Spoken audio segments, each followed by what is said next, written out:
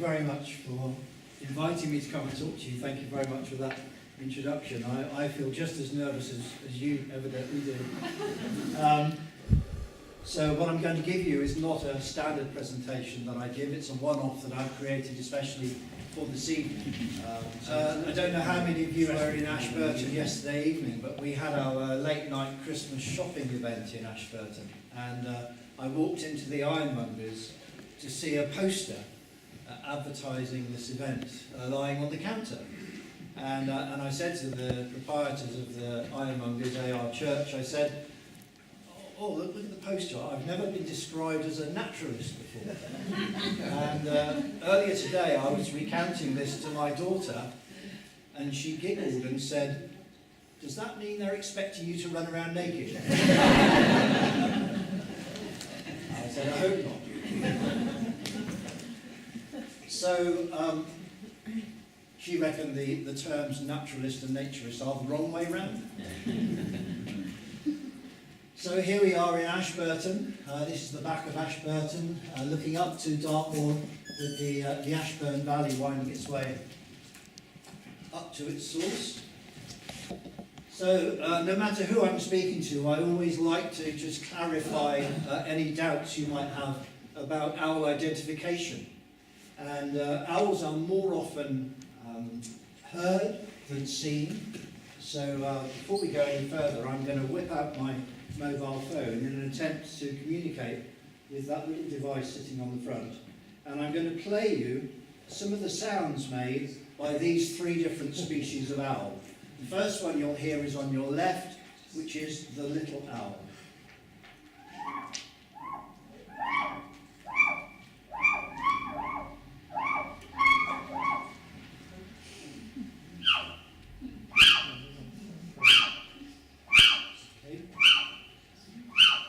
The little owl. The next one's a tawny owl, is this one?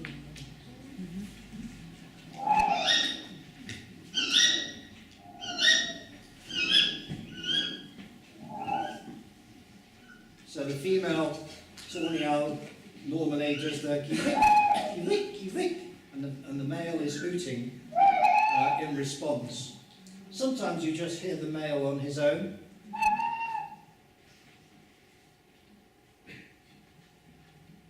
Both species can make both sounds. Both sexes can make both sounds. Okay, so here we've got a nestling barn owl. So if you did have one in a building on a summer's evening, if there was a nest there, you might just hear that sound. The screech of the barn. So that was the young calling for food. Now we've got the adult. So probably unfamiliar to most of you. It's going to do it again in a minute and then we'll stop.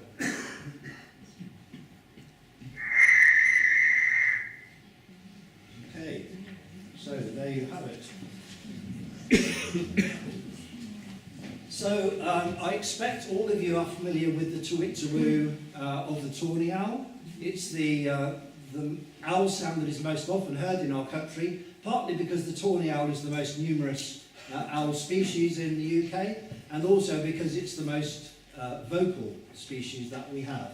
So when people phone up the Barn Owl Trust and say, I hear owls all the time, 98 times out of 100 they're hearing tawny owls. Okay. So you're probably familiar with those. You find tawny owls in virtually everywhere where you have large trees. So from parks in the middle of Plymouth and Exeter, right through farmland with plenty of hedgerow trees or copses, obviously areas of woodland or forest, right up to the tree line. Even in some of the plantations high up on the moor, you could encounter tawny owl. Little owl, the first one you heard, like the barn owl, is referred to as a farmland bird, not because it needs farmland, but because it's a lowland species. It's not a bird of forest, and of course virtually all of our lowland that's not forest is farmland. I think 70% of the UK is farmland. So we refer to the little owl and the barn owl as farmland birds. The barn owl, like the little owl, not a bird of woodland. That's another popular misconception. If you think you've got a good area for barn owls because you've got lots of big trees and woods, then I'm sorry, but that's not the habitat that you're going to find barn owls in. We'll talk a little bit more about habitat as we go on. So just to mention briefly some of the adaptations of the barn owl, they are an amazing species. They're incredibly popular amongst people. They were voted Britain's second favourite bird species in an RSPB poll, second only to the robin. They are Britain's favourite farmland bird. They're also an amazing species to study because they're so highly adapted for their ecological role. The hearing of the barn owl is the most sensitive of any animal ever tested on Earth, and one of the things you probably know about them is their ability to fly silently. Silent flight, or almost silent flight, evolved because when these birds are hunting, they're not so much looking for food as listening for food. They have a range of other adaptations as well, which I won't go into. I will just mention briefly that a wet barn owl cannot fly silently. So survival in barn owls is a lot to do with keeping dry. You can't expect a barn owl to just roost in the open on a tree branch as a tawny owl might do, because they're not as water resistant as a tawny owl, and they're adapted primarily for hunting from the air, and they need to be able to fly silently. So the time when you're most likely to see a barn owl would be around dawn and dusk. So they are what we call crepuscular. But their activity times really vary tremendously. They can be very nocturnal, particularly in other countries. If you go into mainland Europe, they'll tell you that they virtually never see barn owls during the day. Whereas if you go to Norfolk and Suffolk, people will tell you they very, very often see barn owls daily, active during the day. In this part of the UK, a barn owl is most likely to be seen during the day, perhaps when the weather is extremely cold, because small mammals become more diurnal in sub-zero conditions, and so the barn owls become more diurnal in order to catch them. But the peak of activity is usually quoted as just before dawn and just after dusk. So I already mentioned that they're adapted for hunting when they're flying, and silent flight enables them to hear the prey that they're looking for. In order to hear those small mammals on the ground, they need to stay quite low. So whereas your buzzards and kestrels can easily detect prey, primarily using their vision from perhaps 30, 40 metres up in the air, a barn owl is hunting very, very low to the ground, typically about 3, sometimes as low as 2 metres above ground level. And also they need to go very, very slowly. If I said to you there's a pin on the floor, you wouldn't run around the room looking for it, you'd go very, very slowly. And so barn owls tend to fly very slowly. That helps them to fly quietly, and they do what's called quartering when they're foraging. So they're basically flying back and forth, generally using any lift that's available. If the field is sloping, then they'll tend to hang in the wind in a similar way to a kestrel, and then move off again. But they can actually hear small mammals while they're flapping their wings, which is really quite remarkable. They do have another way of foraging, which is called post-hopping or perch hunting, and this is a lot to do with energy conservation. Barn owls are adapted to warmer climates than we have, and when they're flying in very cold air, they lose a huge amount of heat energy. And so in the winter, they're more inclined to hunt from a perch in order to conserve that energy. I just want to mention something briefly about their home ranges. Now, I would imagine that when you eventually get home tonight and you crawl into bed, for most of you, that will be the same bed you crawled into last night.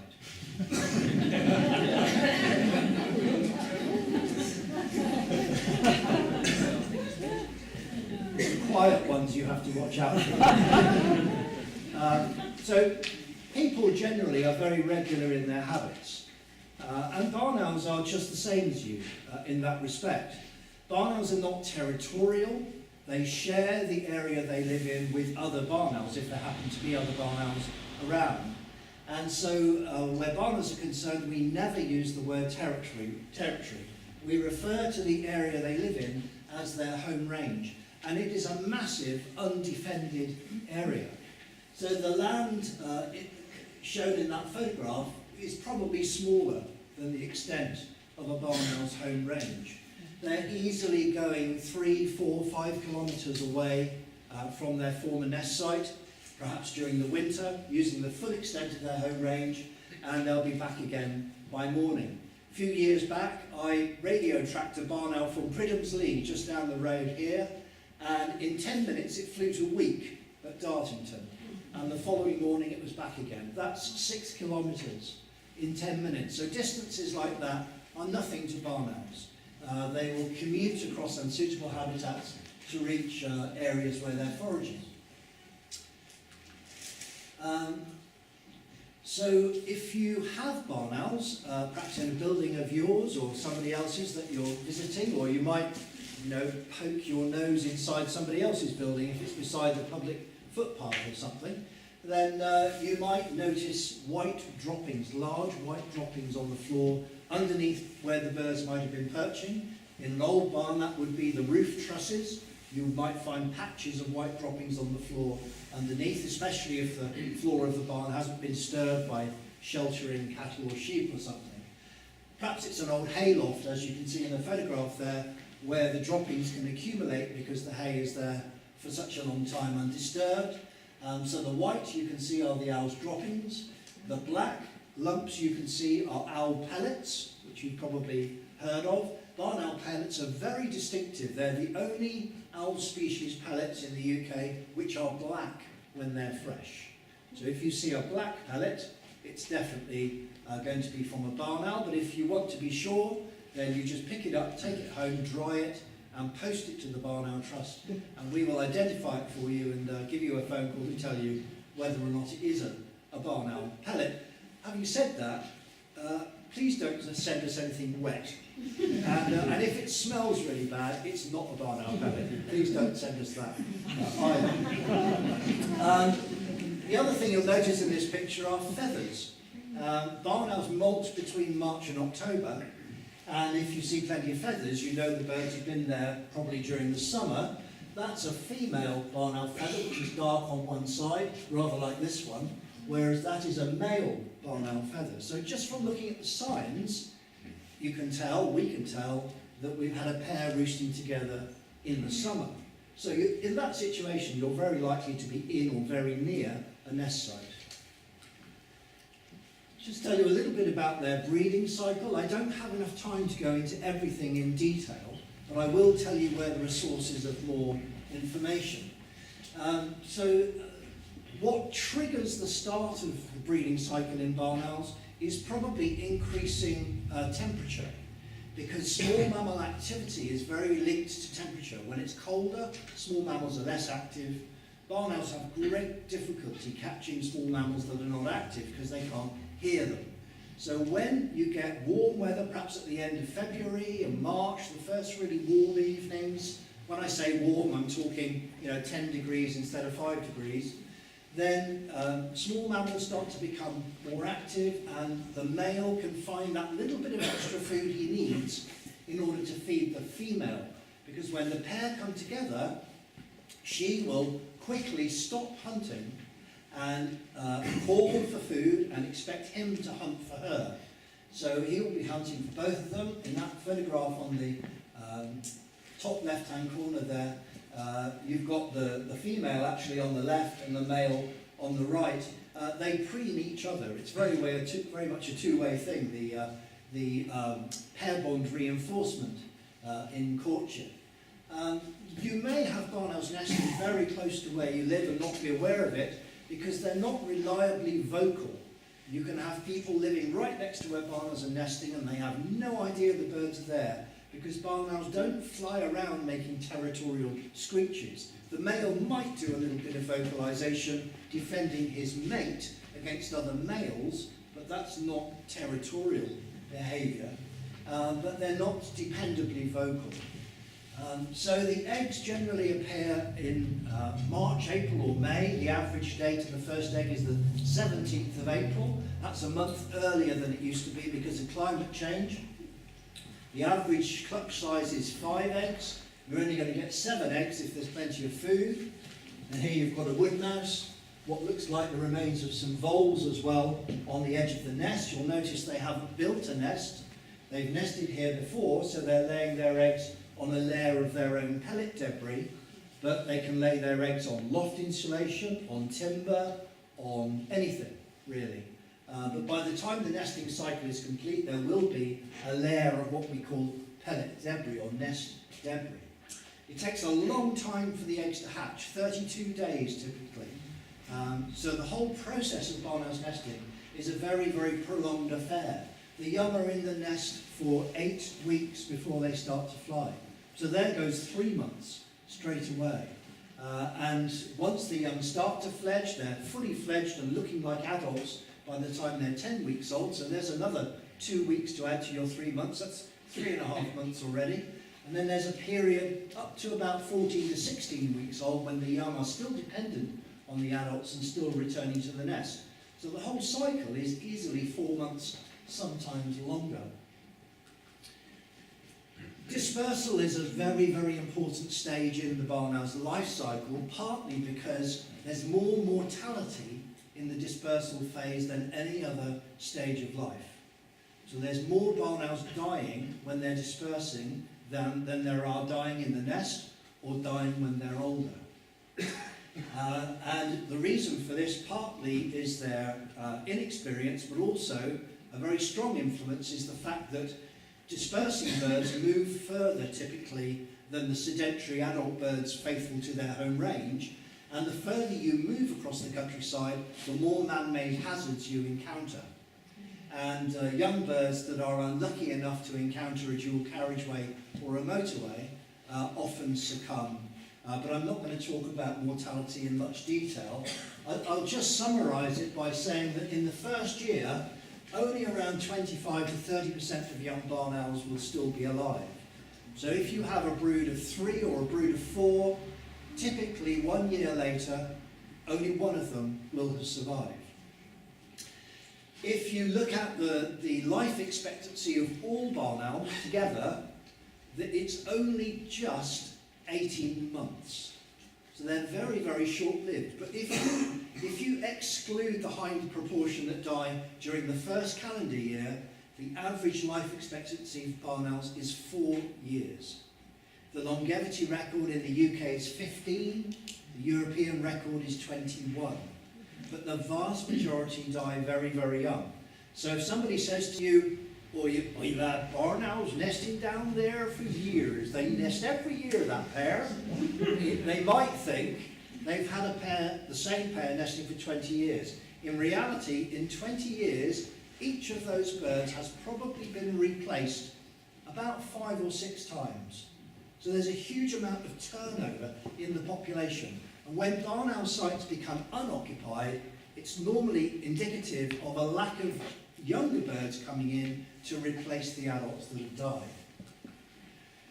So the diet of barn owls, I already mentioned that they eat small mammals. They're actually highly specialised.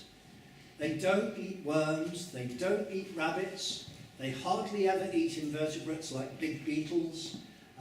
Sometimes for brief periods they will specialise in eating birds. If they're struggling in the winter, they might eat small waders for a while on the coast like dunlin. They might eat starlings for a while if they just happen to have a big starling roost in their winter home range.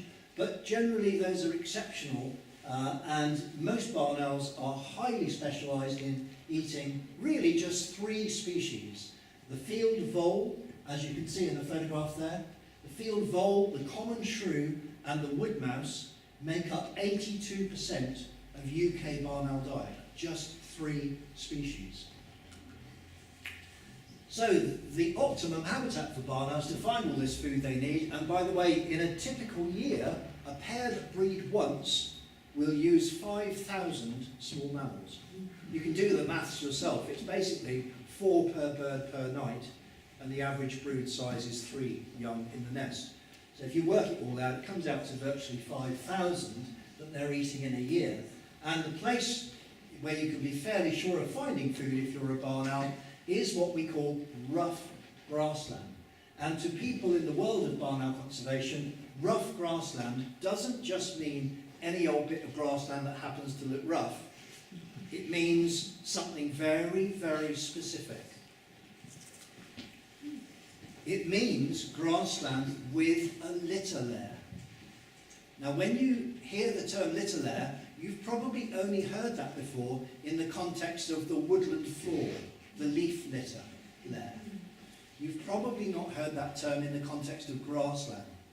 It's not something that most people think about. But in this cross-section view, cut down through the rough grassland, you can plainly see that between the soil and the living grass, the green grass, is this layer all the way through there. And what that is composed of is the previous year's grass that was not removed. Okay, so it's the grass from the previous year that collapsed and died back, and now the new growth has come up through it.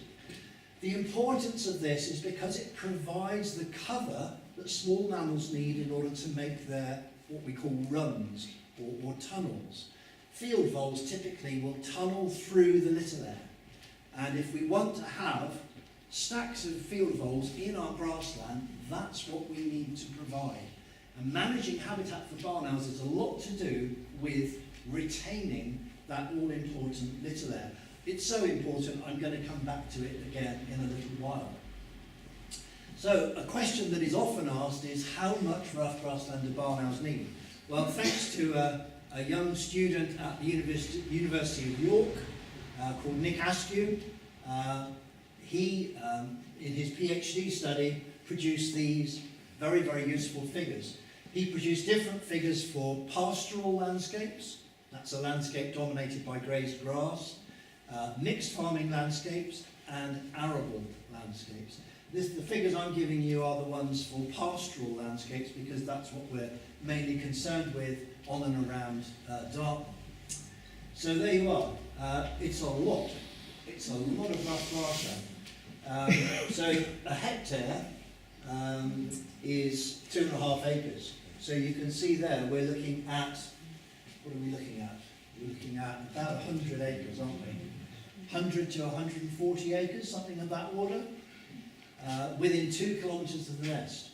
And 1 mile is 1.25 kilometres, to give you some idea if you're not used to using metric figures. It's not a massive proportion of the land, but in this photograph taken at North Brentor, on the west side of Dartmoor, you can see actually there are some decent fields of rough grassland. When you look at habitats like that in the autumn or the winter, rough grassland really sticks out like a sore thumb. But don't be confused, don't confuse rough grassland with this. This is probably Molinia. It's probably purple moorgrass. You get rough grassland more where you've got fields that are softer grasses that have been left ungrazed or uncut. So this brown coloration is probably mostly rushes growing in the grass. That's probably not rough grassland, but these fields here look quite hopeful. Of course, it's not much sense really trying to do this from a distance. You need to just get in there, get down on your knees and look and see if there's a litter there. And when you look down into the grass, if you see horizontal, dead-looking grass, some people call it a thatch. You can measure the depth of it with your 7-centimetre measuring stick. Everybody's got 2 of these. That is the perfect depth for a rough grassland litter layer. One of the key things about barn owls is that their food supply and their population level is incredibly dynamic. It's changing all the time. So food availability is governed by prey numbers, obviously, but prey numbers are changing seasonally and year to year. Okay? I'm not talking too fast, am I? I've got time to take that in. So, small mammals don't breed in the early spring. It's really the middle of spring by the time they've really got going. So the numbers are really starting to build up by early summer, and then they're peaking probably in mid-autumn, and then quickly dying back during the winter, and the low trough in small mammal numbers is late winter, early spring. Okay? But you've also then got the influence of the weather. Barn owls can't hunt when it's raining, as I described to you already. A wet barn owl can't fly silently. And also, during snow, they can easily starve to death if the snow is deep or frozen on the top. The voles, for example, absolutely love snow. It actually increases their activity. But the barn owls will easily starve during a severe winter. Doesn't need to have snow. Just very, very cold weather is enough to cause a major problem. I don't know how many of you can remember March 2013. It was the coldest period since 1962-63 and caused barn owl mortality to be 2.8 times higher than in a normal March. That's according to ring recoveries sent to the British Trust for Ornithology.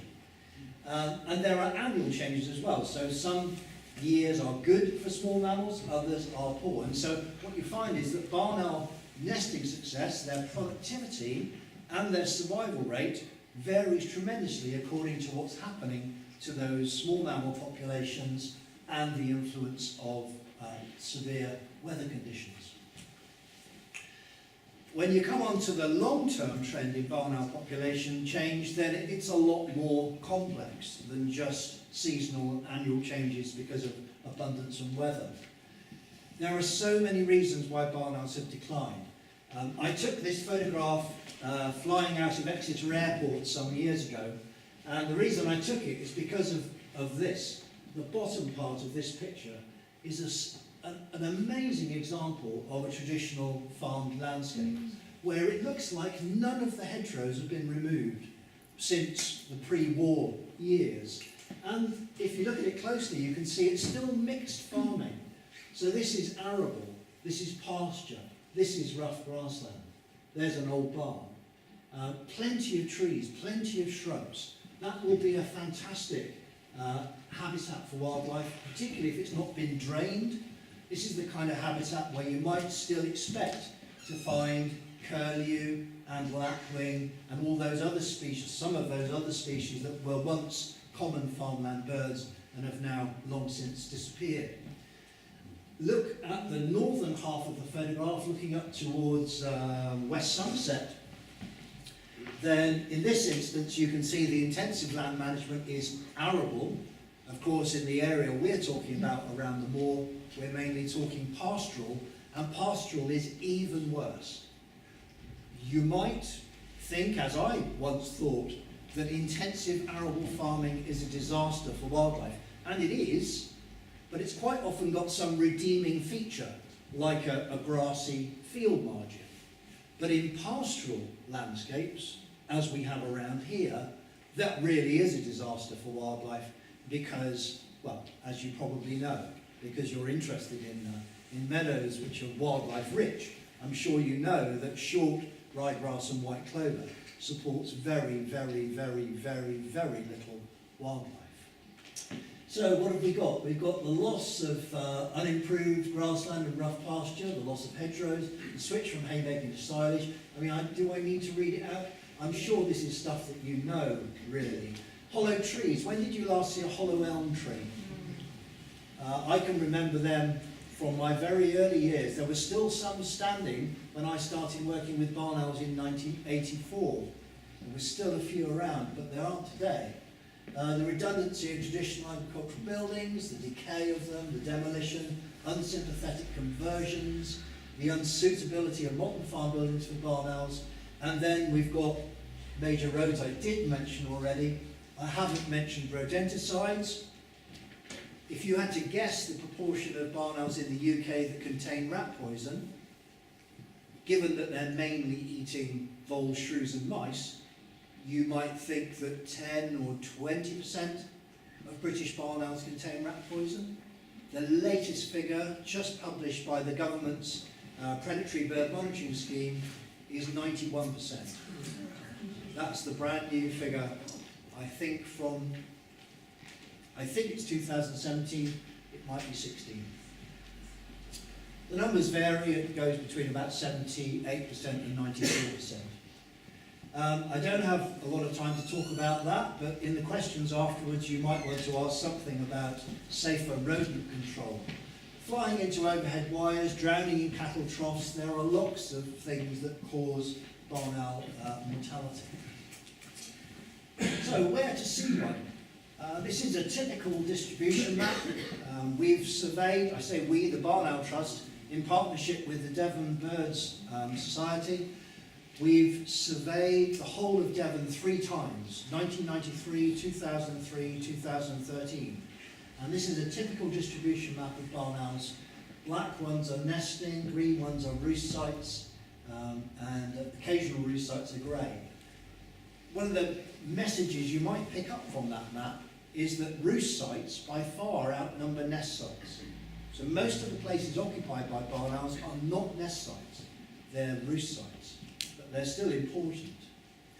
You can see the lack of barn owls in the Dartmoor area, and particularly what we call the Westmoor area. The area between Dartmoor and the Tamar is particularly poor for barn owls, as is the Blackdown Hills.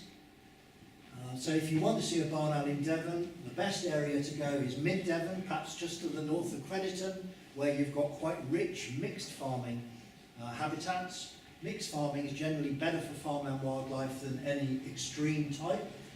And also Torridge, no, not a lot of mixed farming in Torridge, but still quite a bit of unimproved grassland and generally a wetter landscape than other areas in Devon. So on the face of it, Dartmoor was not a very good area. But this is a brand new map that we produced especially for this evening. This is just looking at data, barn owl sightings recorded in the last 4 years.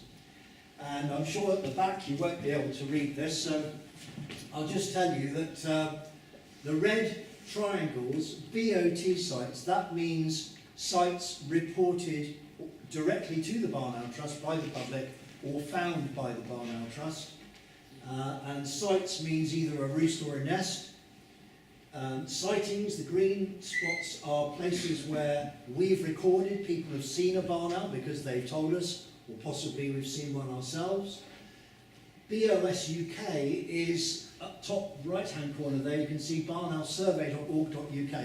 This is our website for the public to report barn owl sightings, and so the yellow triangles are sightings of sites, roost or nest sites, reported by the public online, and the blue dots are sightings of barn owls reported by the public online. So once again, you can see that Dartmoor is not a particularly good area for barn owls, except for this little band going across through Coastbridge and just to the north of Princetown.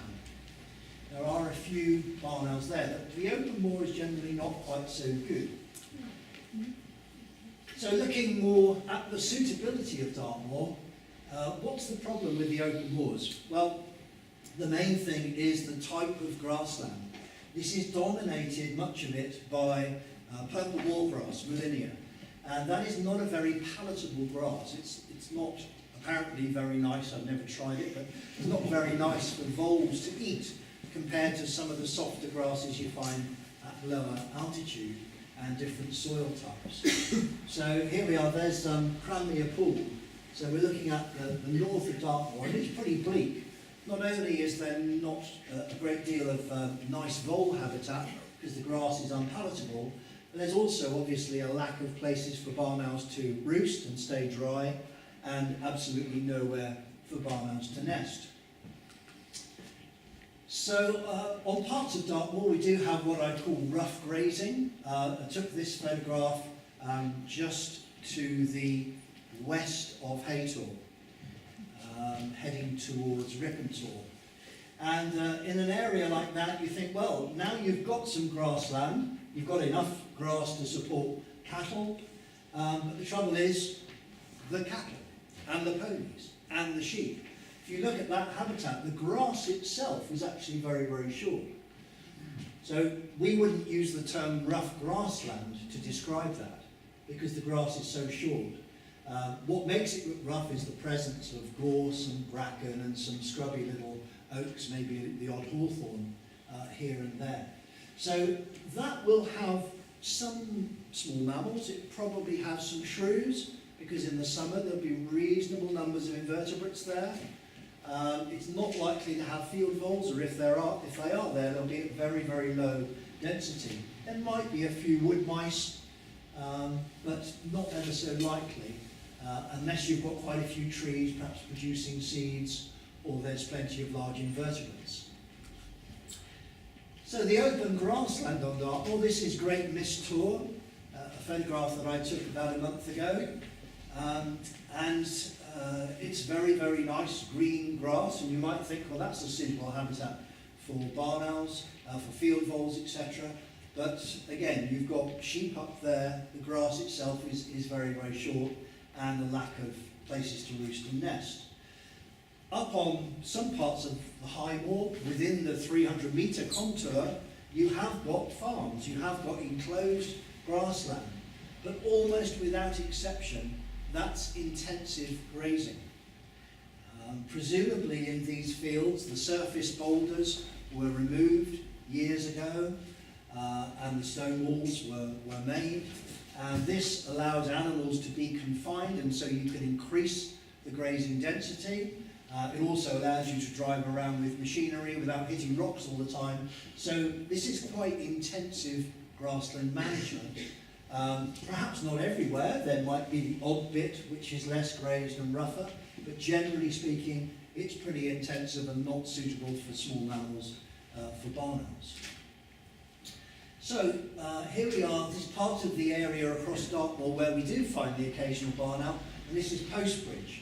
So perhaps its greatest advantage is that it's a mixed habitat. Mixture is generally good for farmland wildlife.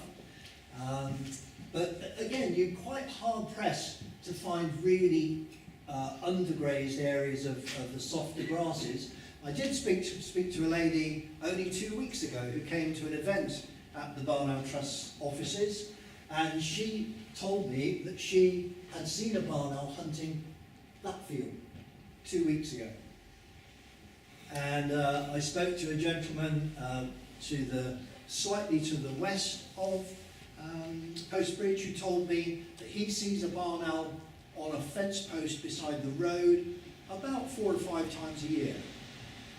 And we've got a very small number of roost and nest sites recorded on that strip going across, as I said, towards Princetown. Of course, around the edge of Dartmoor we've got the valleys. A lot of them are quite heavily wooded and not suitable for barn owls, at least not the woodland areas. But here we are, this is a farm called Easton. I think it's in the Ray Valley. It's on the eastern side of Dartmoor, quite close to Maniton. And this is quite a nice example of a traditional looking farm. I mean, you haven't got any big modern agricultural buildings, you haven't got any big fields. You've got some nice softer grasses here that are obviously not grazed very much. A nice mixture, some scrubby habitat, so that potentially is a very, very valuable barn owl habitat. So what we need to do now is talk to you about actually creating some. So basically what we're looking at is changing that into that. It's not difficult. When we started, this is a nature reserve owned and managed by the Barn Owl Trust in the Ashburton Valley. When we started, that was short ryegrass and white clover, a little bit of meadow grass, not much else. It only took 2 years to get the first signs of field vole, and basically all we did is we stopped the intensive grazing and we stopped the application of artificial fertiliser. And once we got the litter there, then the field vole numbers really, really took off. So, just to make that point again, that 7 centimetre litter there is the crucial bit. So if you think, you're sitting there thinking, I've got a bit like that, what you need to do tomorrow, if it's not pouring down, you need to get out there, get down on your knees, pull the green grass apart, look down. If you can see soil, obviously no litter there. Go a metre, try again. If you keep seeing horizontal dead-looking grass, measure the depth with your index finger, and when you're managing grass for barn owls, for small mammals, this is what you need to do, creating. So you might think, okay, that sounds great. I've got a little field which I don't really need for my pony, or I don't really need it for anything else, I can create a whole field of rough grass. And there's a lovely example that I saw quite recently. You might think, well, actually I need most of the grass that is growing on my land, and the best I can do is to provide a grass margin. This is Holwell, quite near to Hantor. And here you can see that a cut was taken. I think it was for hay, it might have been silage, but a strip was left along the edge of the field. And that can be all you need to do in order to create rough grassland. But of course, once you're bringing the animals back into the field, then they are going to graze it off if you don't protect it. So you might need to combine that margin created just by not cutting there. You might need to combine that with the use of some electric fencing or something similar. Some of you are sitting there thinking, hang on a minute, this is not what we're all about.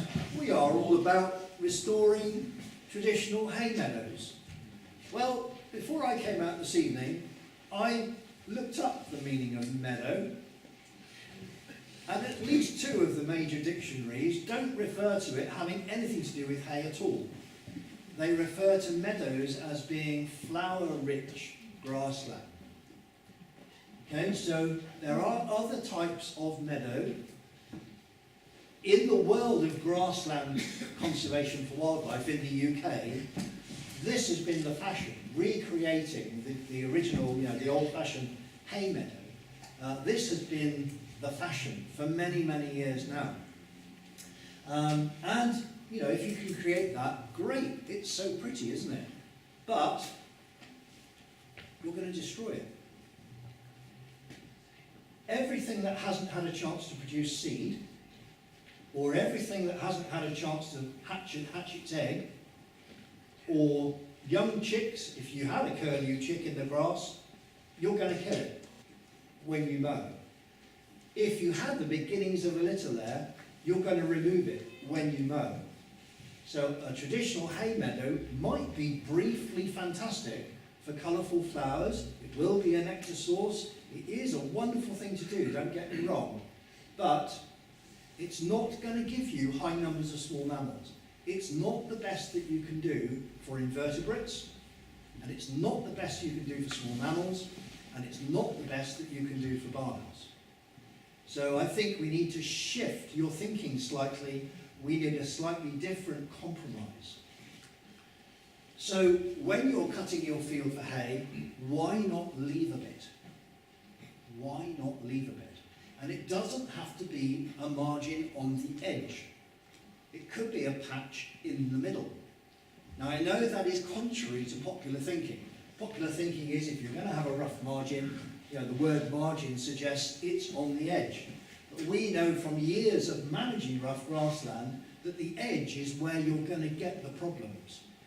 Rough grassland basically wants to turn into woodland. Well, all land in the UK, almost without exception, wants to be woodland, doesn't it? And what we're trying to do is to halt that succession to woodland. And the edge is where you're going to get the brambles and the blackthorn suckering out into your grass, and that can become a problem for you to deal with. So you could have your hay cut all around the edge and leave a patch in the middle. Field voles are perfectly capable of moving across short grass areas to get to an isolated rough patch. So, just want to mention something about the biodiversity benefits of rough grassland. As I think I said already, it's a much, much better habitat for invertebrates than the hay meadow, largely because it provides cover all the year round, and also because at the base of it you have rotting vegetation, and that supports a food chain. And the wildlife we see in rough grassland is phenomenal, and a lot of it is to do with those high numbers of invertebrates. We get frogs out in the middle of the field, in places you'd never normally expect to find a frog. Huge increases in lizards. We have flowers. I can only show you a few of them here. This is Germander speedwell. We have 3 species of buttercup, hedge bed straw. We have huge patches of crosswort, musk mallow, huge patches of bird's foot trefoil, And the very first flower of the year in February is the lesser celandine, which we have scattered through this very, very rough grass. So please don't get the idea that rough grassland can't be flowery. So the number of marbled white butterflies on our site has gone from 0 to almost 3,000. We know that because we do a weekly butterfly transect. We physically count the butterflies on 10% of the grassland every week from April to October. And so we have no doubt at all that we have massively increased the number not only of marbled whites, but ringlets, small skippers, a range of other species. I already mentioned finding frogs right out in the middle of the field because there's so many worms and so many invertebrates. Massive increase in the number of common lizards. We never used to see swifts hunting over the field when it was short grass. We've counted 100 on a late July afternoon when it's nice and warm and the inverts are all flying. Did you know that almost all invertebrates can fly? Even water boatmen can fly. So inverts are flying up out of the grassland, and now we can easily count 20 swifts, sometimes 30, the most we've seen is 100 plus. This is a Devon bat species, a special species in Devon. I wonder if any of you know what it is. It's a great green, and it is great, a great green bush cricket. We never saw them before we created the rough grass, and now you can easily count 50. Easily count 50 without really trying to look for them.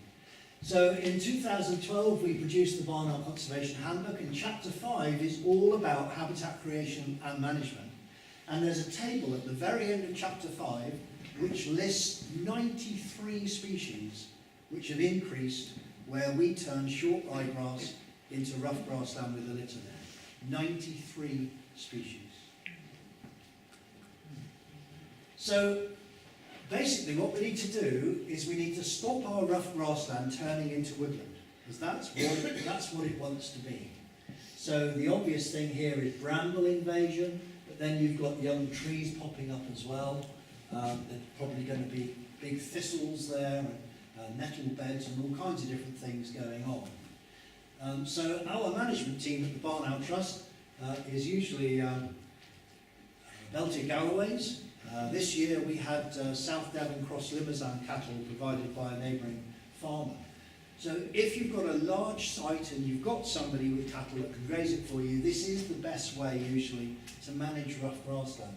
So on our 25 acres, we have 10 or 12 head of cattle for about 3 months, just to give you some idea. And it's usually August to October. If you don't have cattle, but you do have large machinery, then you do topping. You all know the difference between a topper and a mower.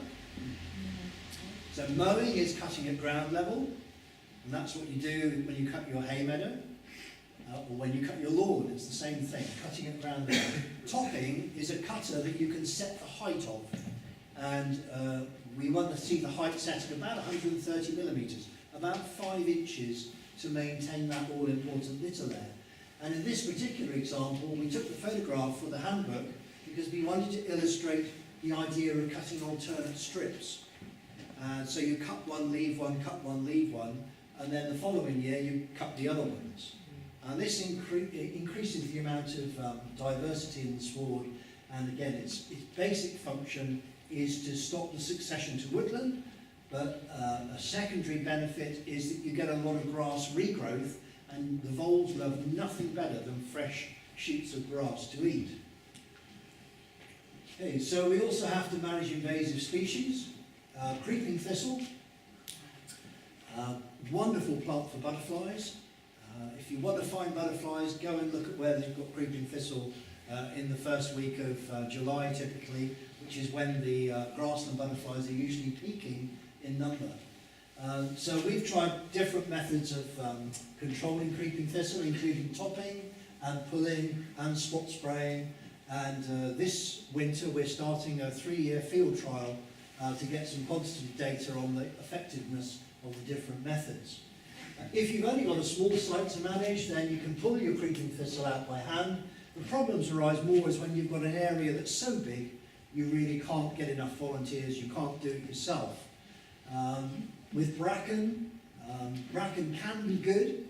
Before you try to eradicate bracken, you should check whether there are species that are actually benefiting from its presence. I'm sure there are advisors that can come and look at your site if you're not sure. The best way to manage bracken is to bash it rather than to cut it. So here we are with broom handles and volunteers out bashing the bracken. I can give you some detail on that if you want to know afterwards.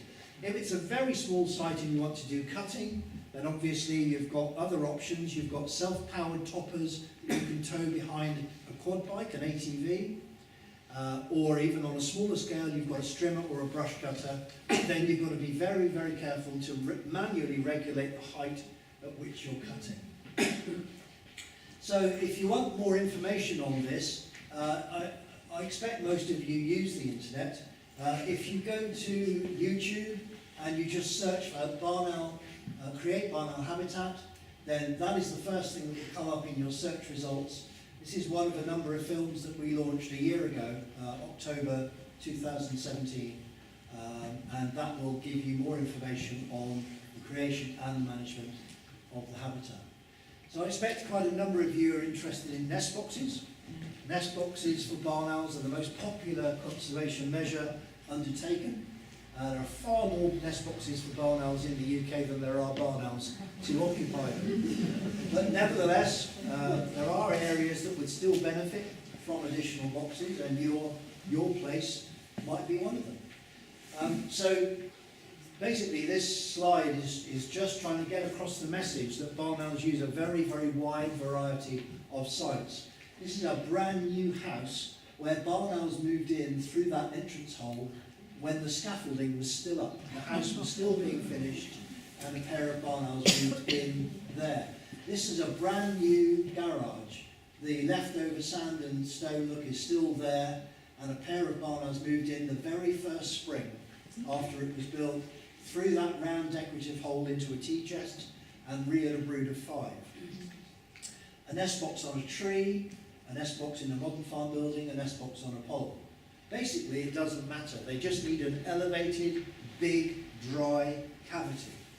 And this is a wildlife tower, which is a whole different concept, which I'm happy to answer questions on later. If you have a spare £10,000 and you want to create something that you will be remembered by, then this is the thing for you.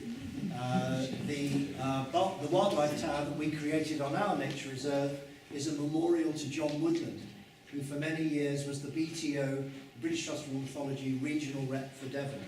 So we call it the John Woodland Wildlife Tower. And it stands in the Lennon Legacy Project, named after Vivian Lennon, who left us the land that enabled us to buy, left us the money, sorry, that enabled us to buy the land in the first place. So could be done as mitigation for the loss of habitat in a development. That's quite popular. But it could also be built as a memorial. So choosing the best place. So if you've got a building that you can put a nest box in for barn owls, that's much, much better than putting the nest box on a tree or on a pole.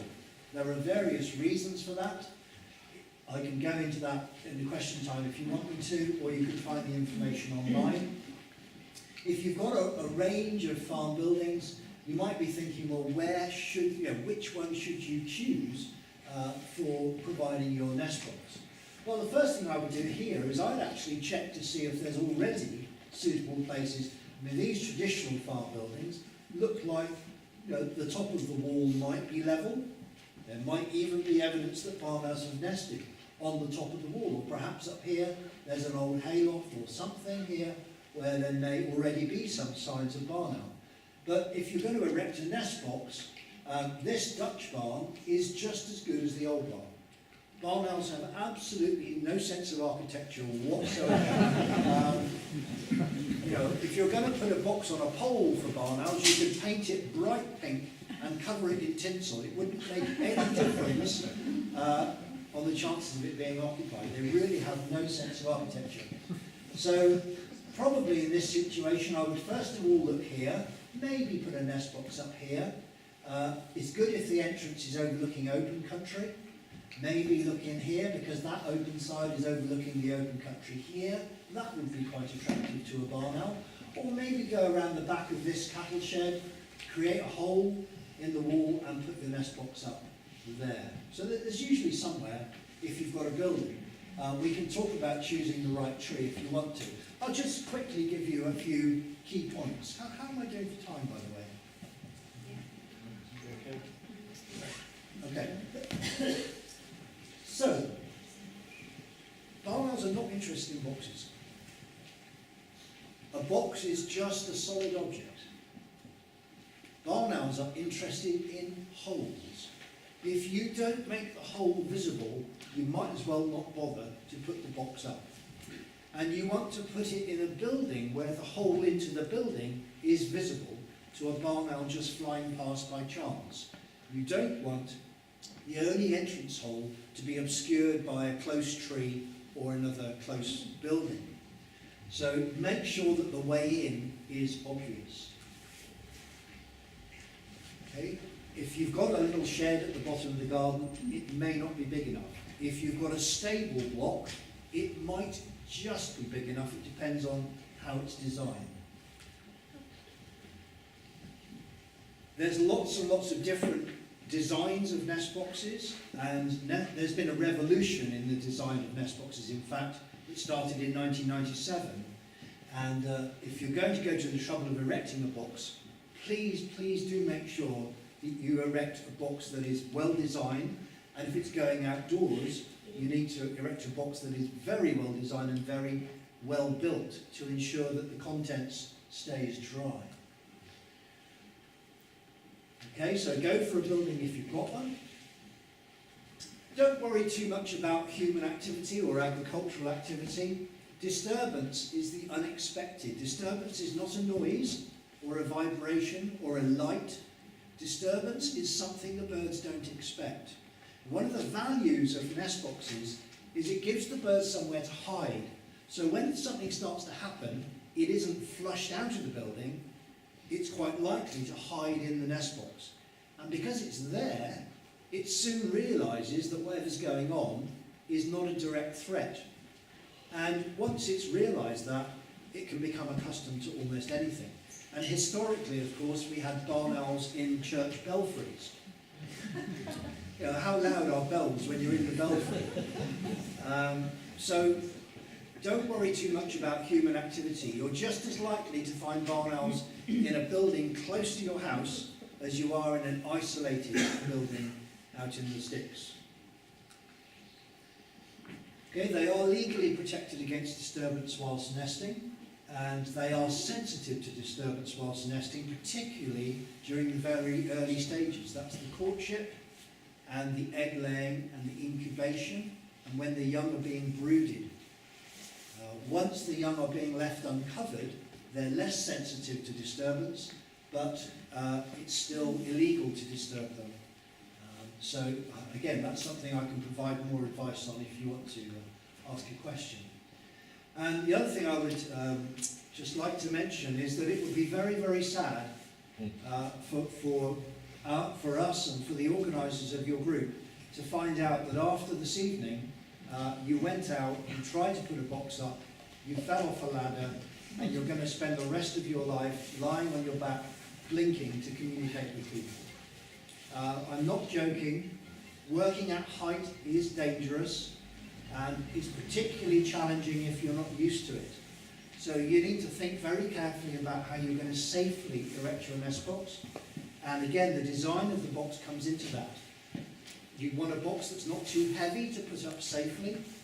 Probably you're going to be carrying it up a ladder. So you want a box which is quite light, and you also want a fixing method which is easy to do when you're working at height. So just be a little bit careful, don't rush into it, and keep yourself safe. There's lots and lots of information available.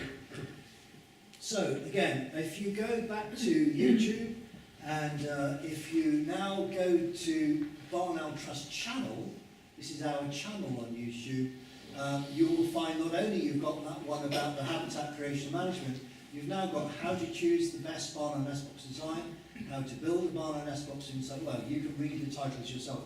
Can you read them from the back? No. No, okay. So this is how to erect a barn owl nest box in a building, how to build a barn owl nest box for a tree, how to choose the best tree for a barn owl nest box, how to erect it in a tree, and then other subjects to do with barn owls are also covered, excuse me, also covered in these short films.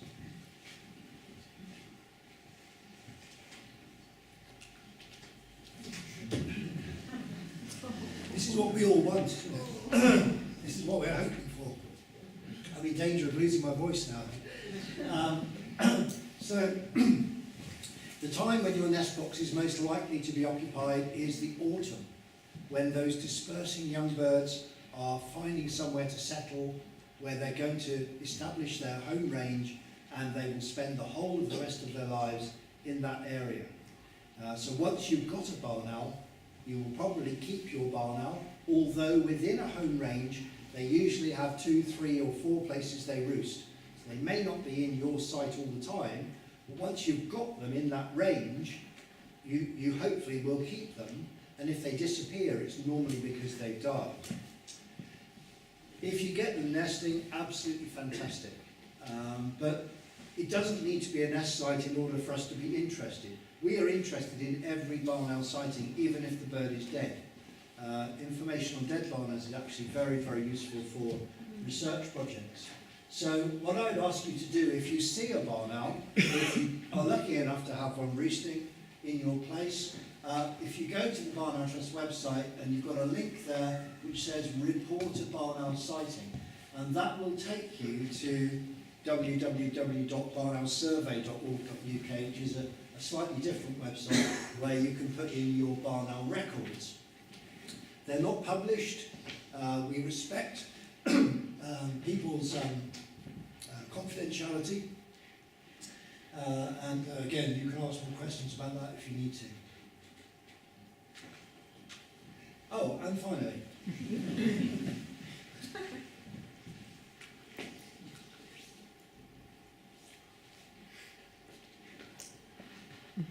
did you hear what Sir David Attenborough just said in Poland?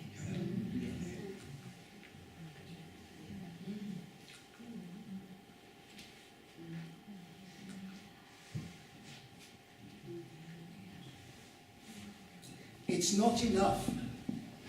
It's not enough to just think about your meadow or your garden or your parish or your county or your country. It's not enough. Yes, put energy into creating wildlife habitat. That's hugely valuable. But as well as that, you need to be thinking about minimising your environmental impact, not just when you're working for wildlife, but when you're just doing what you do day to day, when you go shopping, etc.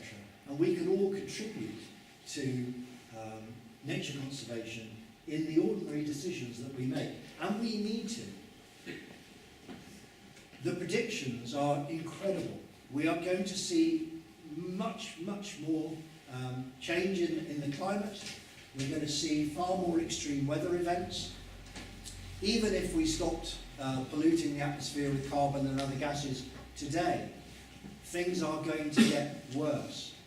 And interestingly, 2018 is going to be the year where we released more carbon into the atmosphere than any other year in history.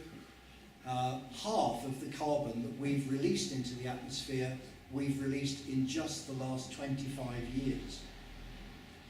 The problem is getting worse and worse and worse. We are going to see mass migration as we see increasing crop failure. The global food output has already been reduced by 5% because of climate change. So climate change is reducing our productivity of our own food, and the result is bound to be mass migration, particularly from areas that are unbearably hot and where food just simply can't be produced in any quantity. I'm thinking of the equator and the subtropics. It's been estimated that by 2050, so in 32 years' time, we are going to need to produce 50% more food to feed the world's population than we're currently producing. By then, it's reckoned that there will be 10 billion people on Earth rather than 7 point something we have at the moment. So it's inevitable that we're going to see more habitat destruction, and so your little island, your meadow, your little islands of paradise for wildlife are going to become even more important in the future than they are today. And the pressure on you to grow vegetables in that meadow may become huge, if not during your lifetime, during your children's lifetime. I don't want to labour the point. I hope and pray that this is something that you're all already aware of. Temperature is rising 10 times faster than it's ever risen in recorded history. So, have you heard of that? Have you heard of that? 2017, 2018, this is new science. This is new results coming out. We are in the middle of the 6th time that there's been mass extinction events happening on the planet. This is the first time, of course, it's been caused by one species. Why? Why is this happening? Of course it's happening because protecting the environment has not been mankind's priority. So, what should our priorities be for the future? I think for all of us, our top priority is always going to be our family. If times get really, really hard, you are probably going to do more for your family than you would for anybody else or anything else. If you're lucky enough to have really good friends, special friendship is a wonderful thing. Something you will treasure, and you will do things for your friends that you wouldn't do for other people. They're always going to be your priority, your family and your friends.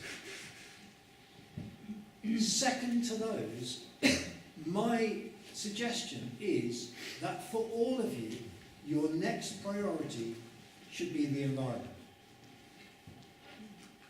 Every time you vote, every time you choose a product.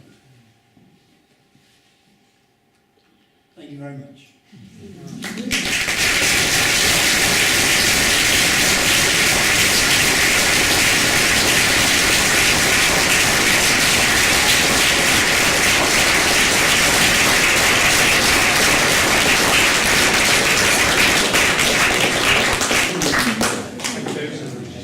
Huge amount of information, it's kind of overwhelmed. I'm a bit depressed actually, not just because of the ending, which I think most of us obviously, with what we do, probably agree with, but we've been managing, my wife and I have been managing 5 acres to create wildflower meadow, good for the environment. And I can, without even going out tomorrow if it's not raining, I can tell you now, we haven't got 7 inches of litter layer there. So, not a good area, unfortunately, for barn owls as it currently stands. So we're going to have to think, I think, about what we do. I think some of the things you've told us, keeping areas, not necessarily around the edge, but in the middle, are really important. Anyway, you're not here to listen to me, so we have overrun. If anyone does need to go for any reason, do feel free. But David is obviously very happy to take some questions. So, anyone have any questions they'd like to ask him? Oh, that was going to be great. Hi, yes. Why don't you get in touch with the local councils and encourage them not to cut the hedges and the grassland around the roads like so often as they do? It would also save money and be a habitat for the poles, etc. Yeah, there's a good initiative by an organisation called Plant Life. They have a campaign on that exact subject. We're not short of ideas of things that we'd like to do. What we're short of is the resources to do it all. So we have a limited amount that we can do. It's a great idea. I read all the information in the Plant Life campaign that I got hold of, and I do have some concerns about it because what they're talking about is stopping the cutting of the early cutting of grass verges so that plants like orchids have time to produce their seed, which is a wonderful idea. But if we have more rough grassland on road verges, we're going to have more barn owls dying on roads because they will frequent the roadways more if there's more cover for small mammals. So we did a huge research project on major roads and barn owls, and one of our recommendations from that is that if you want to have rough grassland on verges, I'm talking large verges now, then that's fine, but you should have it behind a screen. So rather than having the high trees set back and then a bit of scrub and a bit of bramble and then rough grass and then short grass and then a bit of gravel and then the road, you basically flip it over the other way. So you have the road and then you have tall shrubs or trees, and then you have your scrub, and then you have your rough grassland for your reptiles, amphibians, Deptford pinks, whatever you want to have there, great. But screen the roads to stop birds flying across at low level. It's a big subject which I don't think we have time to go into in any more detail. But what you said is a great idea. Have a look at Plant Life. Have a look at their campaign. All right? Yes. Could I ask, is it better to top once a year rather than can you leave it totally to get on with itself? Yes, you can leave it totally. Which is better? The idea that you can conserve, the idea you can conserve wildlife by leaving land alone, it's quite a popular idea because a lot of people think that the big problem for wildlife is disturbance. And when you manage habitats, you're basically killing stuff, you're cutting stuff, you're destroying stuff, but you're doing it for good reason. As I think I mentioned, if you leave the land alone, it's going to become overgrown and it's going to turn into woodland. You cannot maintain grassland, be it a hay meadow or a rough grassland, without stopping the succession. And so by all means, leave it completely uncut for the first 2 or 3 years. Once you've got your voles in there, that will be great. But around the edge, you'll notice that the scrub is starting to come in already, and you do need to graze it or top it as I described. So it is better to top once a year? As I described, the best, if it's a large area and you've got cattle available, that's the best form of management. If cattle aren't available, use a topper. If it's a small site, use smaller equipment to cut at about 130 millimetres above the ground. Is there an ideal time to top? Yes, it depends what you're topping for. If you're topping to control bracken or creeping thistle, then you normally would do it around the 7th of July. It's unfortunate that it is the same as the peak in farmland butterflies, and also you see a lot of great green bush crickets when you're out there doing that. But if you don't do that at the most effective time, then you are going to end up with a field that is covered in bracken or covered in creeping thistle. And it depends really what you're managing for. If invasive species are not an issue, then top later, top in the autumn. That would be fine. Okay, thank you.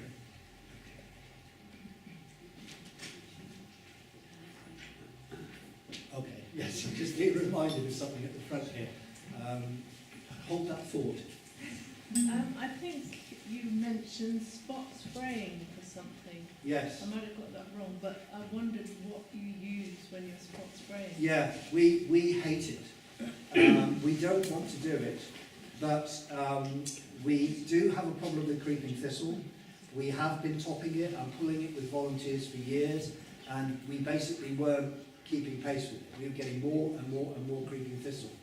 And then we accidentally met the chairman of Butterfly Conservation in Cornwall, and he said, oh, come down and look at my site, which we did. And he described how he spot sprayed the creeping thistle to stop them taking over. And we thought, well, we'll give it a try. So we've used knapsack sprayers with a chemical. The product name is Grazon 90 or Grazon Pro. It's a selective herbicide. We did consider using glyphosate, which is probably less toxic, but the trouble with glyphosate is it kills everything it lands on. And we didn't want to have brown spots of dead vegetation in our field. And I mentioned, I think earlier, that we're now starting a 3-year scientific control experiment to test the relative effectiveness of different ways of controlling creeping thistle. And the reason we're doing that is because we don't want to spray.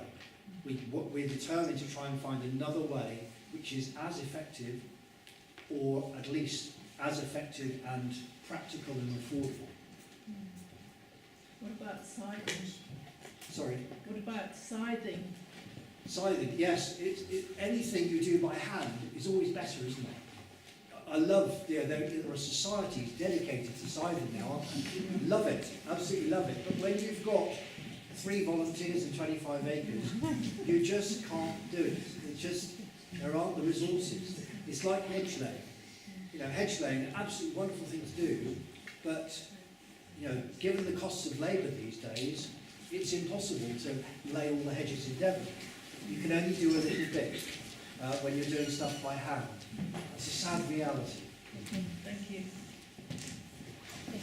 So one of the boxes that we had on the picture had quite a big ledge on it. I'd Yes. heard that actually you just leave the hole for them to fly straight in because they're the only birds that can fly straight in. Yes. Was the ledge? Yes. Okay. So the tray, if you like, on the front of the nest box, we call it an exercise platform, and it's not needed by the adults. As you described, the adults are capable of just flying straight in.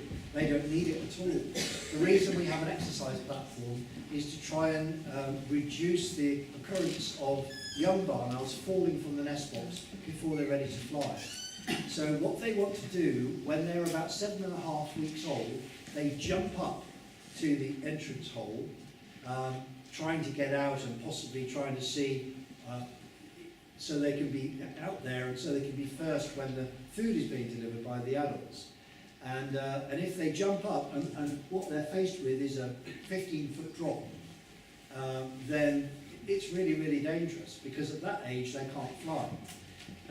And you can have a bird that jumps up, stands in the entrance hole, and then another one decides to jump up and it topples out. So the way around that, firstly, is to make sure your nest box is deep inside. And this is the most important thing with nest box design, is that internal depth. So low entrance holes are a thing of the past now, or at least they should be. So you have the depth and you have the exercise platform on the outside to combat that model. All right, there's lots of information out there about it. Time-wise, I think we'll move this. Sorry, ask about the habits of the European birds being more nocturnal than our crepuscular. Yeah. Is there any good reason for that? No, I don't know why. No good reason. No, I mean the robin in France is a very shy bird. I've heard it's The because robin in this country is quite a bold bird that will come and sit on your foot.